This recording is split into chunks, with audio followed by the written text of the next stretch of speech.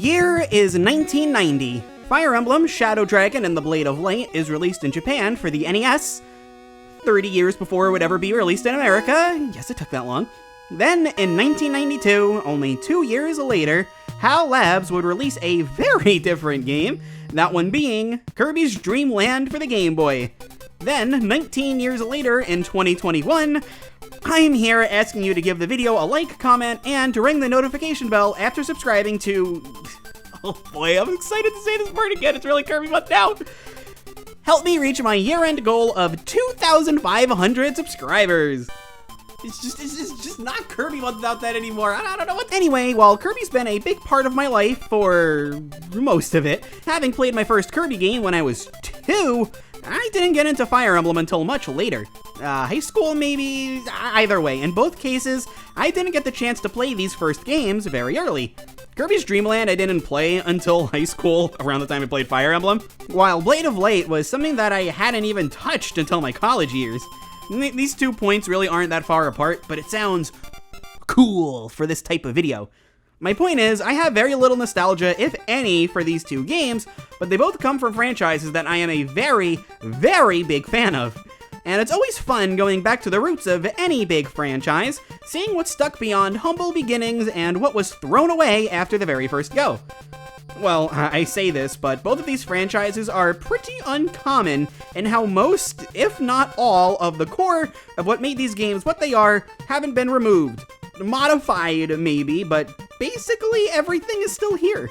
On the Kirby end, sure, there's no copyability, no dashing, and most importantly, no swimming. But if you were to play Kirby Star Allies, the most recent traditional Kirby game at the time of recording, you'd be amazed at how many ideas that Dreamland introduced that Star Allies has continued to expand on. And this isn't a knock on Star Allies or any game in between. They found a winning formula from the start and have since made a habit of adding, removing, and tweaking mechanics to make every game stand out. Blade of Light hits a similar note with one key difference. See, Fire Emblem has added countless additions over the years, from navigating a world map all the way to navigating a world map, but the core essentials are largely the same.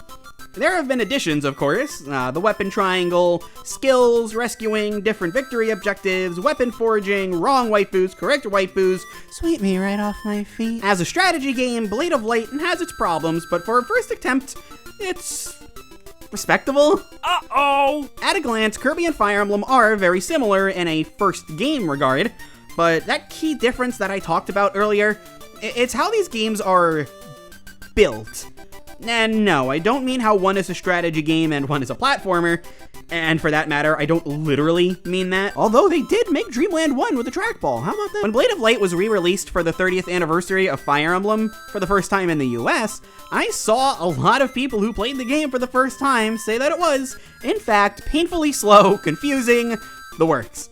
With this being an NES game in mind, it's easy to see why the pacing is less than ideal. Hardware limitations, stuff like that. The goal of the game isn't to move your units quickly, it's to strategize your every move, outmaneuver the enemy, and... Oh, look, that ambush spawn just showed up and someone died. Tough luck! I bring up ambush spawns because everybody complains about them, but Blade of Light is filled with the kind of Nintendo hard nonsense that plagued the NES. Random crits that you can't plan around, missing with a really high hit rate, or getting hit by a very low hit rate. Or both. Random units needing to be deployed to recruit people, not allowing every unit to promote. I can go on here. At this point, I'm sure some of you are thinking, but Kirby fan, I know you can't hear me, but every Fire Emblem game has these problems. And you're almost right. See, the problem is that these frustrating choices are mixed in with a game with as many limitations as Blade of Light. Oh, random ambush spawns just killed Marth. Time to painfully slowly move my army on Chapter 8 out of 20-something's gigantic map. Alright, I deployed Marth and Sita. When I see this unit, I can clearly recruit, and oops, you need Astria to recruit him. Or, oh, Sita died to a crit and she recruits like 10 characters. Time to move through this giant map again. Yeah, I know, Kirby's Dream Land is a much simpler kind of game. Keeping the pace going in a game like Kirby is much easier and, dare I say, required of the genre, unlike Fire Emblem. The quality gap between a game whose elements clash as hardly as Blade of Lights do, and a game that holds its own compared to games releasing over 25 years later, it's pretty massive. The Dreamland team knew that they had limitations. Again, this Game Boy game was made with a trackpad. I really encourage you to look into Sakurai explaining this because it's fascinating stuff. And it actually feels like they made the game with those limitations in mind. There are tons of mediocre, bad, straight-up garbage platformers on the Game Boy, even from platforming titans like Mario and Mega Man. Hardware limitations truthfully do hold you back, but work around those limitations, maybe even use them to your advantage in a way, and you have a game that's still fun to play even almost 30 years later.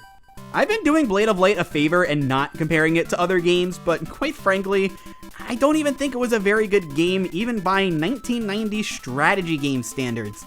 Comparing it to Gaiden, the very next game, it's still not good. Yeah, Gaiden is flawed and runs on the same flawed line of thought in regards to difficulty, but Gaiden also has the world map, a unique magic system that actually works. You can get EXP on your healers in one of the most interesting ways I could possibly think of. There's fun to be had with killing off units and reviving them on the other team. You got customization with the villagers, dungeons, slightly more pronounced story, and a new Ibaba that makes you look at echoes and think, huh, that was a choice they willingly made, huh? It's still kinda, sorta, painfully slow, but it's unique, and even compared to its remake, it's got a certain charm to it that no other game in the series really has. This is one of those older, more archaic games I can actually see myself coming back to. Is Kirby's Dream Land perfect? Of course not. It's a game that a total newcomer to video games could probably beat in under 2 hours. It's really that short. It's really not a hard game by any means.